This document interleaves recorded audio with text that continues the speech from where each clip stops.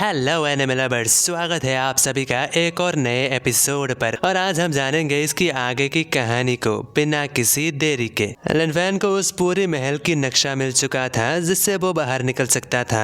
उस डायरी पर लिखी हुई कुछ चीजें लिन फैन अपने पास रखने का डिसाइड करता है। उसे 4 इंजेक्शन मिला था जिनमें से एक वो उस भेड़िए पर इस्तेमाल करने का डिसाइड करता है। लेकिन तभी लिन फैन की नजर उस भेड़िए के गले पे लटकती हुई उस गुलाब के फूल पर जाता है। बिल्कुल वैसा ही एक गुलाब ड्यूक के बेटी के गले पर लटकी हुई थी। लिन फैन को अपनी आंखों पर भरोसा नहीं होता कि एक छोटी बच्ची भेड़िया बन चुका है। लिन फैन उस इंजेक्शन को उस भेड़िए के ऊपर इस्तेमाल करता है। अगले ही पल उसके शरीर से कर्स मिट जाता है और वो दोबारा से एक इंसान बन जाती है। अचानक से लिन फैन के दिमाग पर बहुत से यादें आने लगता है। उसे ऐसा लगता है कि सब कुछ घूम रहा हो। वही ड्यूक की बेटी को इस हालत में देख लिन फैन को टोंग टोंग के बारे में याद आ जाता है। लिन फैन ड्यूक की बेटी की हाथ थाम लेता है। वहीं पर ड्यूक की बेटी सामने अपने पिताजी को देख खुश तो होता है, लेकिन वो कहती है, पिताजी बहुत ठंड लग रही है। ये कहते ही ड्यूक की बेटी की शरीर ढीला पड़ जाता है। उसका हाथ छूट जाता है। ड्यूक की बेटी मर चुकी थी। तभी लिन फैन महसूस करता है कि अचानक ही पूरा कमरा हिल रहा है। वो मन ही मन सोचता है कि शायद ये कमरा ज्यादा देर तक नहीं टिक पाएगा। जिसके बाद लिन फैन सभी जरूरी सामान अपने पास रख लेता है। लेकिन लिन फैन उस कमरे से तुरंत ही बाहर नहीं जाता क्योंकि उसे शक था शायद दरवाजे के बाहर दुश्मन हो सकता है या फिर शायद कोई अनजानी खतरा। लिन फैन पूरे कमरे को देखता है लेकिन कहीं पर भी कोई खिड़कियां नहीं थी। बस दरवाजे पर एक लेटर होल था जो कि लिन फैन के पास बाहर देखने की और कोई रास्ता नहीं था। तो वो कमरे पे लगी हुई शीशे को तोड़कर उसकी मदद से बाहर की ओर देखता है। बाहर 3 गार्ड तैनात था। लिन फैन उसी कमरे पे लगी हुई घंटियों की सहारा लेकर उनमें से एक गार्ड को पकड़कर अंदर खींच लेता है और तुरंत ही उसे मार देता है। और बिना किसी की नजर में आए लिन फैन उस गार्ड की जगह ले लेता है। जिसके बाद लिन फैन आसानी से उस महल के अंदर घूम सकता था।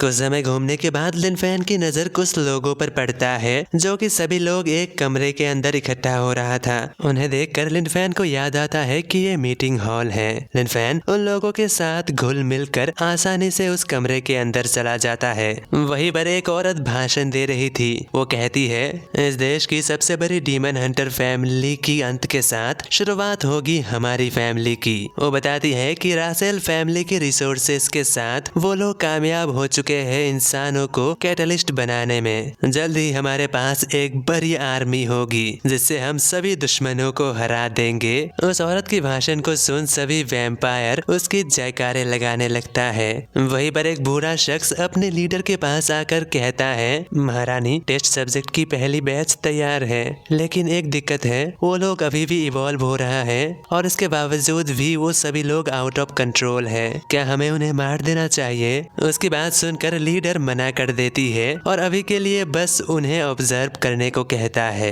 वही लिन फैन जो चुपके से उनकी बातें सुन रही थी, ये सुनकर उसके दिमाग में एक खुराफाती प्लान आता है। वो डिसाइड करता है कि वो उन सभी टेस्ट सब्जेक्ट को आजाद कर देगा ताकि कुछ समय के लिए पूरे महल में भगदड़ मच जाए और मौका देखकर वो भी भाग पाए। जिसके बाद लिन फैन उस नक्शे की मदद से उस कमरे की ओर जा रहा था। कॉरिडोर पर चलते हुए उसकी नजर एक तस्वीर पर पड़ता है। लिन फैन उस तस्वीर को देख ही रहा था तभी उसकी नजर एक चीज पर पड़ता है। उसके गले पर लगी हुई वो की सारी राज पता चल चुकी है। वो बताती है कि ड्यूक ने इस महल के बाहर एक म्यूटेंट गुलाब का पौधा लगाया था और ये पौधा ड्यूक के बेटी के साथ एक जादुई मंत्र द्वारा जुड़ी हुई है और अगर कभी भी उसकी बेटी का दिल धड़कना बंद हो जाए यानी कि वो मर जाए तो उस मंत्र की वजह से ये गुलाब का पौधा तेजी से बढ़कर पूरे महल में फैल जाएगा और पूरे महल को हमेशा हमेशा के लिए सील कर देगा। लेकिन इसके बावजूद भी ड्यूक के पास एक सीक्रेट रास्ता था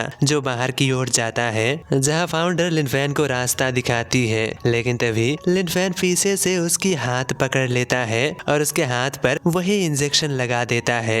जहाँ लिनफेन कहता है, मैं कोई बेवकूफ नहीं हूँ, तुम फाउंडर हो ही नहीं सकते, तुम ड्यूक हो, है ना? लेकिन वही इंजेक्शन लगने के बाद वो लड़की जमीन पे गिर जाती है। उसके चेहरे पर मासूमियत झलक रही थी। जहाँ लिनफेन उसके ऊपर शक करने का कारण बताता है, अगर तुम जस्ट अभी अभी लाइब्रेरी से बाहर आए हो तो तुम्हें कैसे पता कि ड्यूक की बेटी मर चुकी है और उसी की मरने की वजह से ये गुलाब का पौधा इतनी तेजी से बढ़ रही है। और अगर ये रास्ता ड्यूक ने बस खुद के लिए बनाया था तो इसे कहीं लिखने की क्या ही जरूरत थी। और आखिरी और सबसे जरूरी, अगर फाउंडर की शक्ति के हिसाब से फाउंडर और मैं एक ही साथ इस कैसल के अंदर कैद हुए थे तो इतने जल्दी उनका मेरे पास पहुंचना लगभग नामुमकिन है। और तुम्हें बता दूं, नक्शा मैंने पहले ही देख रखा है और तुम मुझे जिस ओर ले जा रहे थे वो अंडरग्राउंड पैलेस का एक जाल है ना? लिनफेन की इन बातों को सुनकर उस लड़के के चेहरे पर शैतानी मुस्कुराहट आ जाती है।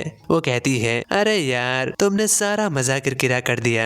जहाँ लिनफेन ये कहकर जाने लगता है कि उसके पास खेलने का वक्त नहीं है, वही लिनफेन वहाँ से दूसरी ओर जाते हुए खुद से ही सोचता है, अगर घोस्ट ड्यूक चाहता तो शुरुआत से ही वो लिनफेन के पीछे आ सकता था। शायद से इस घोस्ट डोमेन का अपना कोई नियम होगा। लिनफेन का दिमाग तेजी से चल रहा था। वो उस पूरे मैप के बारे में याद करता है। इस महल के दक्षिण की ओर उस मैप पर कोई भी रास्ता नहीं है। लिनफेन तुक्का लगाता है और उसी ओर तेजी से जाने लगता है। लिनफेन एक टनल के बीच में था। टनल में दरारें आती है, उनके अंदर से धीरे धीरे पानी आने लगता है। तभी लिनफेन की नजर अपने सामने कुछ सीढ़ियों पर पड़ता है। लिनफेन तेजी से उस ओर भागता है और सीढ़ियों पर चढ़ने लगता है। तभी उसके पीछे का टनल टूट जाता है और पल भर में पूरा टनल पानी में डूब जाता है। वही लिनफेन भी पानी में आधा डूब चुका था। जितना जल्दी हो सके लिनफेन उन सीढ़ियों को चढ़ने की कोशिश कर रहा था और जल्द ही लिनफेन उससे बाहर निकल आता है। वही लिनफेन के पीछे पूरा महल गुलाब के पौधों से कैद हो चुका था। तो इस कहानी में आगे क्या होगा? क्या और कोई नई मुसीबत लिनफेन के लिए इंतजार कर रही है?